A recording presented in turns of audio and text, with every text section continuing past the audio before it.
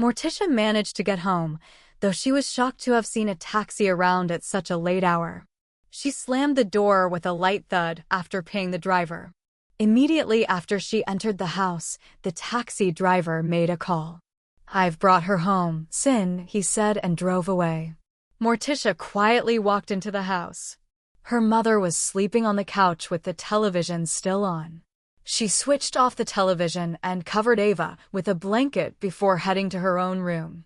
The weight of what had happened at the party crushed down on her, and her heart felt like it was ripping apart. She sat on the floor, resting her back against the door, and began to let her emotions out. Why did she have to fall for a jerk like him? She had asked herself this question several times and still got no answer. After crying for a long while, she drew out her diary and wrote, "Dear Diary, Klaus has hurt me again.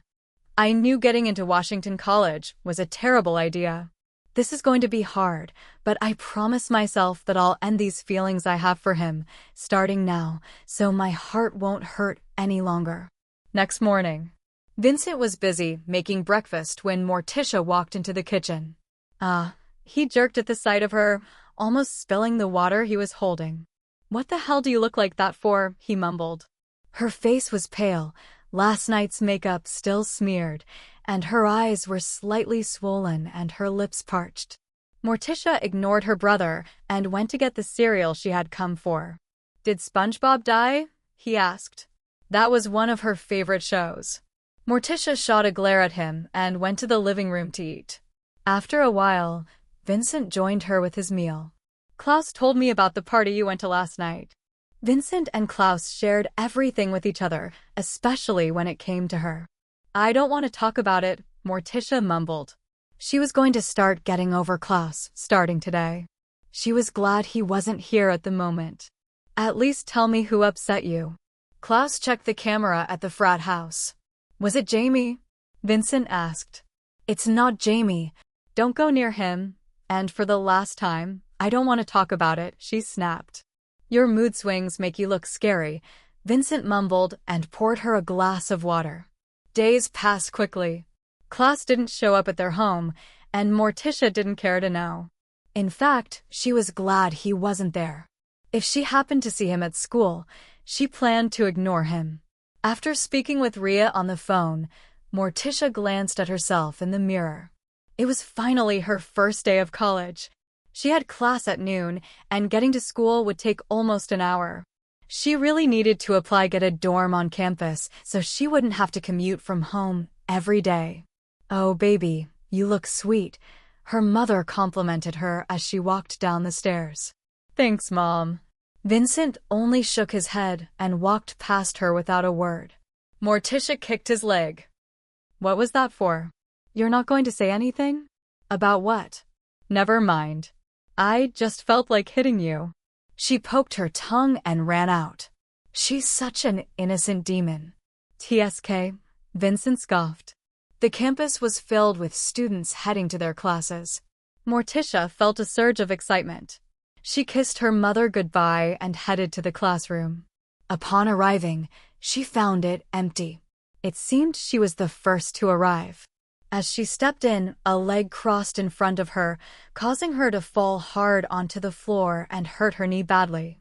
She winced as pain shot through her, blood trickling from her knee. "What's up, little nerd? I've been waiting for school to resume just to see you." Dimitri and two of her minions stood there.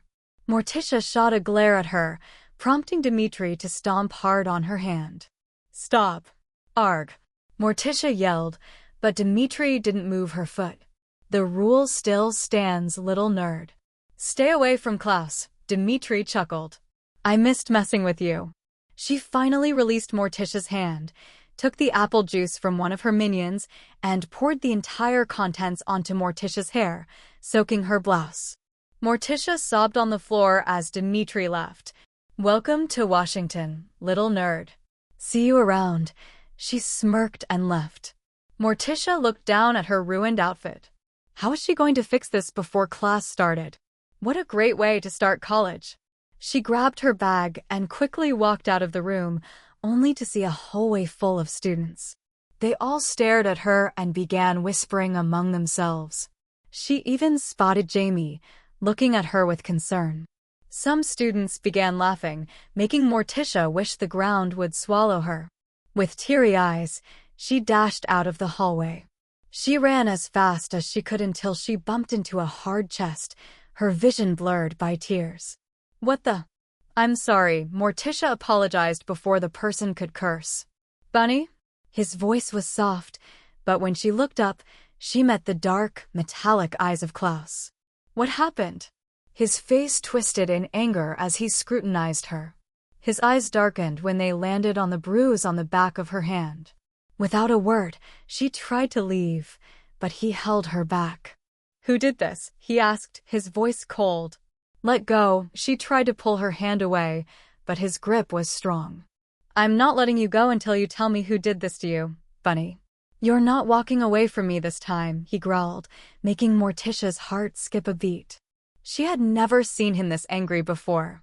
"Say the name, Bunny." Nika was busy watching Vincent's dance video. The guy was hot, and his moves were perfect. She clicked the like button and kept scrolling. The door opened, and Dimitri and the other girls walked in, causing Nika to quickly hide her phone. Dimitri sighed as she sat on the couch. "It was fun messing with that bitch," she laughed. "You messed with someone? Without me? Who was it?" Nika asked. "Chill, it's just the little nerd," Dimitri scoffed, grabbing a bottle of alcohol to drink. "Morticia?" Nika's eyes widened. "Why would you do that? That's not cool. I knew you'd react like this. I still don't get why you side with her. Don't tell me you have a crush on her brother, Vincent." Nika swallowed. No, I don't." The door swung open, and their eyes snapped to Klaus, who stepped in with a menacing aura. His eyes blazing with fury.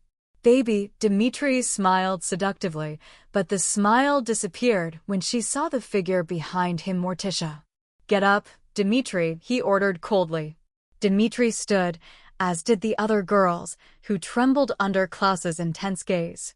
They knew better than to provoke him further when he was in this mood. He'll ruin them. "What's going on, Sin?" Dimitri asked, pretending not to know why he was there. "Nika," Klaus called, his voice thick, sending a chill down Nika's spine. "You know what to do. Don't dare to it soft," he added, and Nika panicked. "Why me?" she stuttered. Klaus's cold gaze flicked to her. "Would you prefer I do it myself? I don't mind breaking my rule about not hitting women. You know how messy that will be." Dimitri's eyes widened. "Sin, what the heck?" Nika faced Dimitri. "I'm so sorry, Demi," she whispered before landing a hard punch on her face. Dimitri staggered, her nose bleeding. Morticia flinched, not expecting that.